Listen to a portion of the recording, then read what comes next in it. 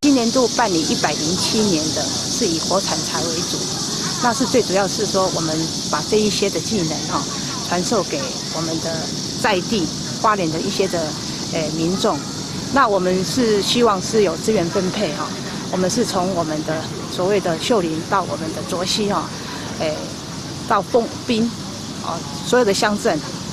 那符合我们管理处课程的一些的期望是希望说我们每一个乡镇都能够资源分配到各个乡镇里面，那使中南部的地区的民众也可以参与。这一次的课程内容主要就是创意嘛，它上面的一个顾名思义的标题就是创意。那创意的东西一定要有一个背景跟基础。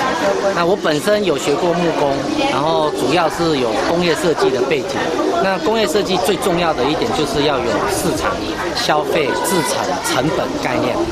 那回到我们的创意里面，就很重要去强调说，木材这只是一个材料元素、素材，怎么样子引导学生结合生活、协会生活的，还有甚至文化的背景，最后从这样的一个基础元素之后，把它引导到最后可以利用木工的技术、素材，这样子的一个，这是我这一次最重要强调的一个。这次就是透过林务局，因为去年的100万漂流木学堂那当时我是学员，那因为那时候是利用漂流木制作自己创意的作品，那时候我的心中一直有一个想法，说我想要做一台属于适合原住民做的织布机。